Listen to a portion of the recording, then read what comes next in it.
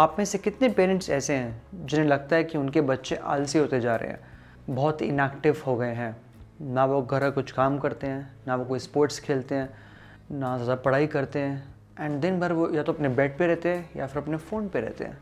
And आपको इस चीज़ से काफ़ी तकलीफ़ हो रही है कि ऐसे वो लाइफ में क्या ही अचीव कर पाएंगे, एंड उनका आलसपन सिर्फ बढ़ते जाएगा दिन भर दिन।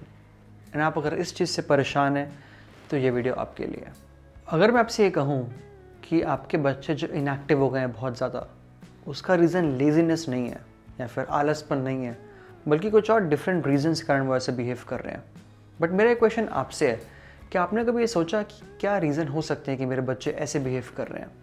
इंडियन पेरेंट्स में एक प्रॉब्लम है छोटी सी कि वो हर चीज़ को बहुत जल्दी लेबल करते हैं।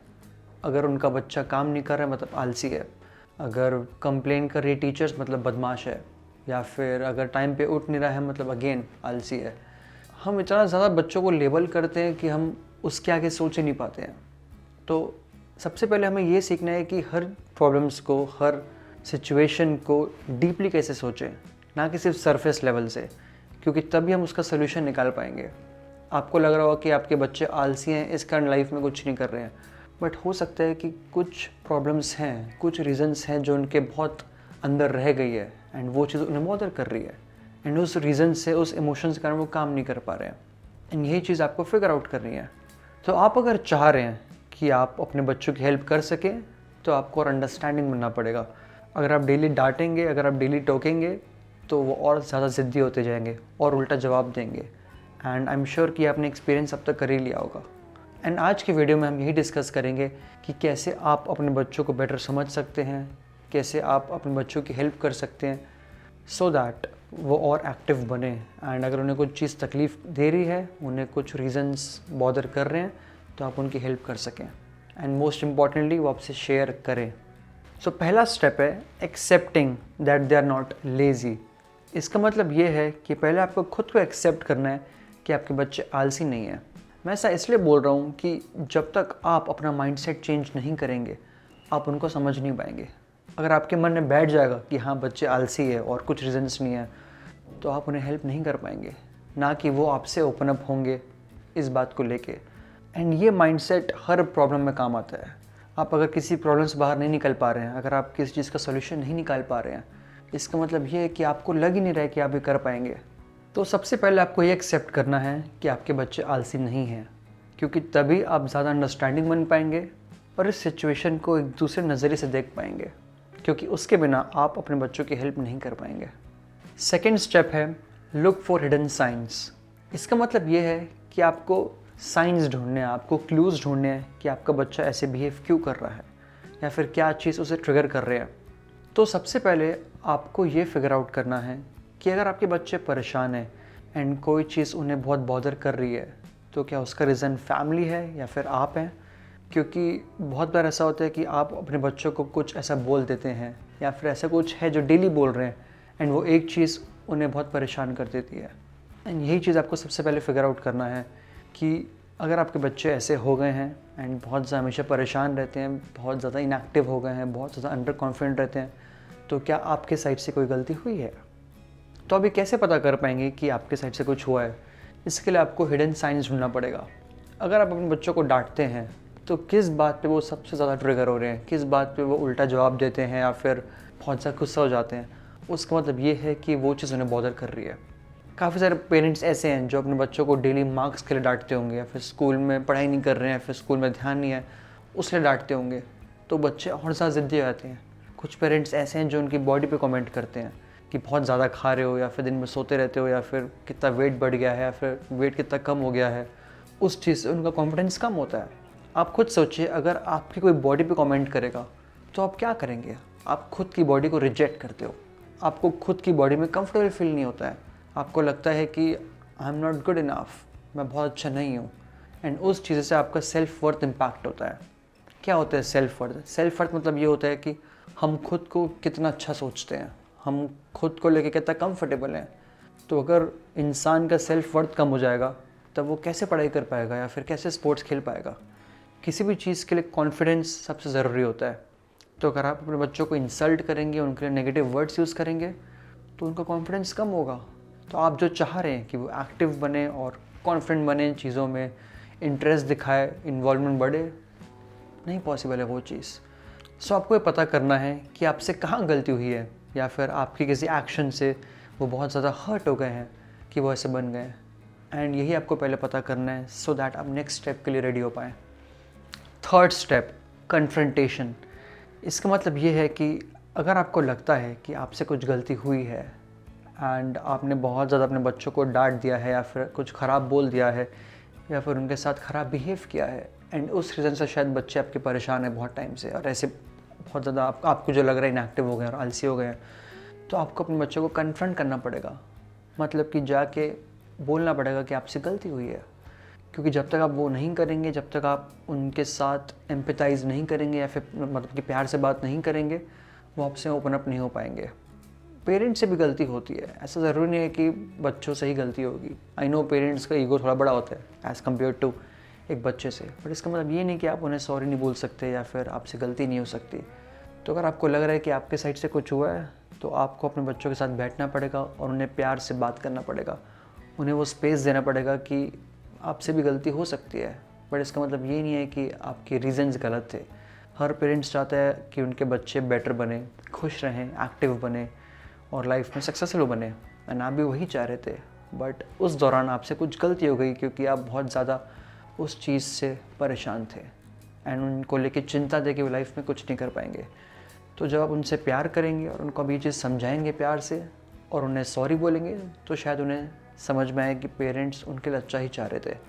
क्योंकि सबसे बड़ा रीज़न ये है कि आपको उनका कॉन्फिडेंस बढ़ाना है।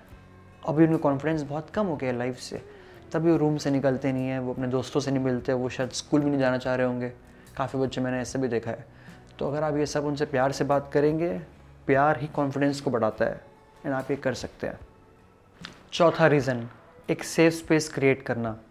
अगर बच्चे परेशान हैं क्योंकि स्कूल में कुछ हुआ है, या फिर दोस्तों के बीच कुछ हुआ है, या फिर किसी टीचर ने उन्हें कुछ बोल दिया, या फिर उनकी डेटिंग लाइफ में कुछ चल रहा है, तो चांसेस हैं कि वो उस कारण बहुत परेशान हो और वो ऐसे बिहेव कर रहे हो, बट वो आपसे शेयर नहीं करेंगे, क्योंकि कोई बच्चा अपने पेरेंट्स से ये सब कंफर्टेबल नहीं होता शेयर करने के लिए।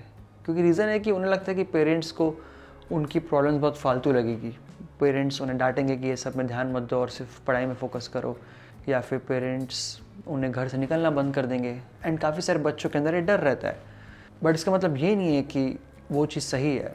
हर बच्चे को अपने पेरेंट्स से हर चीज़ शेयर करना चाहिए, एंड ये आपका भी गोल होना चाहिए कि मेरे बच्चे मुझसे हर चीज़ शेयर करें, एंड उसके लिए आपको एक सेफ स्पेस प्रोवाइड करना पड़ेगा। क्या होता है सेफ स्पेस? सेफ स्पेस मतलब कि जहाँ मुझे फील हो रहा है कि मेरे इमोशंस, मेरे फीलिंग्स, मेरे थॉट्स सब सेफ़ हो, लोग उनको डिसरिस्पेक्ट नहीं करें, लोग उनको वैल्यू करें, एंड लोग उनको समझें। अगर एक 15 साल का बच्चा आपके पास आ रहा है कि डैड मेरी गर्लफ्रेंड है एंड चीज़ें ठीक नहीं चल रही है, तो आप क्या करेंगे? आप उन्हें डांटेंगे ना, आप उन्हें बोलेंगे कि ये सब चीज़ों में ध्यान मत दो। बट आजकल स्कूल में बहुत कॉमन हो गया है सारी चीज़ें। नहीं, आपके बच्चे आपसे शेयर नहीं करते होंगे, बट बहुत कॉमन है। बहुत अच्छा होगा अगर आप उनमें इन्वॉल्व हैं ना, आप उन्हें गाइड कर रहे हैं, सो दैट बच्चे अगर कहीं परेशान है तो वो कुछ गलत स्टेप ना लें। तो आपके लिए पहला काम एक सेफ स्पेस क्रिएट करना, क्योंकि तभी आपसे बच्चे शेयर कर पाएंगे। Listening is the key. अगर आप किसी को बैठ के सुन रहे हो बिना जज किए, बिना टोके, तो बहुत ज़्यादा ट्रस्ट बिल्ड होता है। हम दोस्त ऐसे बनाते हैं, राइट? हम दोस्तों को सुनते हैं, एंड वही चीज़ हेल्प करती है रिलेशनशिप बिल्ड करने में। सिमिलरली आपको अपने बच्चों को सुनना होगा बैठ के, एंड वो तभी कर पाएंगे जब बच्चे ओपन अप होंगे आपसे, एंड उसके लिए आपको सेफ स्पेस क्रिएट करना पड़ेगा जहाँ पे आपके बच्चे सेफ फील हो आपके अराउंड, कि पेरेंट्स मुझे जज नहीं करेंगे एंड पेरेंट्स मुझे समझेंगे, एंड पेरेंट्स उनकी टीम में है। पांचवा स्टेप है thinking from their point of view. I think ये सबसे ज़्यादा इम्पॉर्टेंट स्टेप है बाकी सबके कंपेरेटिवली, क्योंकि इसका मतलब ये है कि आपको सीखना है अपने बच्चों के पॉइंट ऑफ व्यू सोचना। काफ़ी पेरेंट्स ये करते हैं कि वो अपने बच्चों के प्रॉब्लम सॉल्व करने के लिए खुद का ब्रेन यूज़ करते हैं। आप अगर एक 40 साल का ब्रेन यूज़ करेंगे 10 साल की प्रॉब्लम सॉल्व करने के लिए, पॉसिबल नहीं है कि वो चीज़ हो पाएगा, क्योंकि बच्चों को आपके सोल्यूशन पसंद नहीं आएंगे। तो आपको अपने बच्चों के ब्रेन के हिसाब से सोच रहे हैं कि वो एक 10 साल का बच्चा है, फिर वो 5 साल का बच्चा है, फिर एक 15 साल का बच्चा है, उनके माइंड में क्या चल रहा है। जो चीज़ आपके लिए इंपॉर्टेंट है, जो चीज़ आप वैल्यू करते हैं, वो चीज़ वैल्यू वो नहीं करते हैं, क्योंकि आपने ये सारी चीज़ें टाइम से सीखी, एक्सपीरियंस से सीखी है। उनके पास एक्सपीरियंस नहीं है, वो आपसे 20-25 साल छोटे हैं, तो अगर आप एक्सपेक्ट करेंगे वो उतने ही समझदार हो तो फिर क्या ही पॉइंट, राइट? तो आपको अपना पॉइंट ऑफ व्यू उनके हिसाब से अडेप्ट करना है, तभी आप उनकी हेल्प कर पाएंगे। एंड 6 स्टेप है जो कि बहुत ज़्यादा पेरेंट्स कंफर्टेबल नहीं होंगे। अगर आप सारे स्टेप्स यूज़ करने के बाद तो भी आपके बच्चे ओपन अप नहीं हो पा रहे हैं, आप उनसे प्यार से बात कर रहे हैं, प्यार से बिहेव कर रहे हैं, फिर भी आपसे वो चीज़ें शेयर नहीं कर रहे हैं, तो इसका मतलब ये है कि प्रॉब्लम उनके लिए बहुत ज़्यादा बड़ी है। मे बी आपके ना हो, बट वो इतनी ज़्यादा बड़ी है कि वो शेयर करने के लिए कंफर्टेबल ही नहीं है। मे बी वो इतना ज़्यादा हर्ट है कि वो बिल्कुल कंफर्टेबल नहीं है शेयर करने में, एंड कोई चीज़ उन्हें बहुत ज़्यादा तकलीफ़ दे रही है।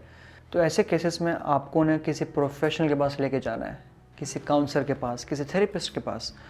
आई नो पेरेंट्स कंफर्टेबल नहीं रहते इन सब के बारे में, बट आपके अपने बच्चों की हेल्प तो करनी पड़ेगी, राइट? क्योंकि अगर आपके बच्चे उसी स्टेट ऑफ माइंड में रहेंगे एंड वैसा ही उनका लाइफस्टाइल रहेगा, तो चांसेस हैं कि वो स्कूल में, स्पोर्ट्स में कहीं भी परफॉर्म नहीं कर पाएंगे, बट इसके अलावा वो खुश भी नहीं रह पाएंगे एंड उनका लाइफ में कॉन्फिडेंस सिर्फ कम होगा। मेरे कितने सारे क्लाइंट्स हैं जो आज 30 साल के हैं, 40 साल के हैं, 25 साल के हैं, जो ये चीज़ फेस करते हैं क्योंकि उनके पेरेंट्स ने ये एक्शन नहीं लिया उस टाइम पे, क्योंकि बहुत ज़रूरी था। एज आई सेड, हम सब जब बड़े जाते हैं हमें लगता है कि बच्चों की लाइफ में प्रॉब्लम्स क्या ही होंगी, बट हम ये नहीं सोचते कि यार उनका ब्रेन भी डेवलप नहीं हुआ है। अगर उनकी प्रॉब्लम्स छोटी है तो उनका ब्रेन भी उतना ही छोटा है अभी, एंड ना ही उतना एक्सपीरियंस और उन्हें समझ है चीज़ों की कि क्या लाइफ में वैल्यू करनी है, लाइफ में क्या वैल्यू नहीं करनी है। एंड आपको ये भी लग रहा होगा कि जब मेरे साथ शेयर नहीं कर रहे हैं तो किसी काउंसलर के पास क्यों शेयर करेंगे? क्योंकि काउंसलर का वो काम है, क्योंकि काउंसलर को पता है कि बच्चों से कैसे डील करना है, कैसे वो सेफ स्पेस प्रोवाइड करना है, बट सबसे इम्पॉर्टेंट क्या क्वेश्चंस पूछने हैं। हम लाइफ में इतना ज़्यादा फोकस रहते हैं आंसर्स ढूंढने के पीछे कि हम ये सोचते ही नहीं है कि सही क्वेश्चन से ही सही आंसर्स मिलते हैं, और यही चीज़ काउंसलर सबसे अच्छा करते हैं। उन्हें पता है कि बच्चों से क्या सही क्वेश्चंस पूछने हैं कि जब बच्चे आंसर देंगे तो सोल्यूशन निकल आएगा। इसलिए अगर आप घर में डील नहीं कर पा रहे हैं एंड आपके बच्चों की कंडीशन ख़राब हो रही है तो प्लीज़ किसी काउंसलर के पास, किसी थेरेपिस्ट के पास ले जाइए। इसका मतलब ये नहीं है आपके बच्चे पागल है, इसका मतलब ये है कि आपको उन्हें चिंता है एंड आप चाह रहे हैं कि उन्हें सबसे अच्छे से अच्छा हेल्प मिले। जब आप उन्हें अच्छे से अच्छे हॉस्पिटल या डॉक्टर के पास ले जाते हैं, बहुत बार आप दूसरे शहर जाते हैं उनके ट्रीटमेंट के लिए, तो इस चीज़ में आप क्यों एक्टिव नहीं हो पा रहे हैं? तो आपको इस चीज़ को भी नॉर्मलाइज़ करना है कि physical health, mental health, health का ही पार्ट है। तो अगर आपको लग रहा है कि आपके बच्चों के लिए वो ज़रूरी है तो प्लीज़ किसी के पास ले जाइए। एट लास्ट मैं आपसे यही बोलूँगा कि सही टाइम पर एक्ट करना बहुत ज़रूरी है। अगर आप चीज़ों को डिले करेंगे तो काफ़ी बच्चे ऐसे भी हैं जो गलत स्टेप ले लेते हैं लाइफ में। हम नहीं चाह रहे कि कोई बच्चा ऐसा करे, तो प्लीज़ कोशिश कीजिए। अगर आपको लग रहा है कि आपके बच्चे वो साइंस दिखा रहे हैं कि उनका ब्रेन बहुत ज़्यादा रिएक्ट कर रहा है, बहुत ज़्यादा गुस्से में रहते हैं, बहुत परेशान रहते हैं, चीज़ों से बाहर नहीं निकल पा रहे हैं, तो ज़रूर एक्शन लीजिए। जितने मैंने स्टेप्स बताए हैं वो ज़रूर आपकी हेल्प करेंगे, बट उसके अलावा उन्हें थेरेपी में भी ले जाइए अगर उनकी सिचुएशन बेटर नहीं हो रही है। आई होप कि ये वीडियो आपको हेल्प करे एंड आप अपने बच्चों को बेटर समझ पाएँ और बेटर हेल्प कर पाएँ। एंड प्लीज़ शेयर कीजिए इस वीडियो को दूसरे पेरेंट्स से, अपने दोस्तों के साथ, क्योंकि ये प्रॉब्लम काफ़ी कॉमन है एंड हर कोई इसका हेल्प ले सकता है। Thank you for watching. I will see you next week.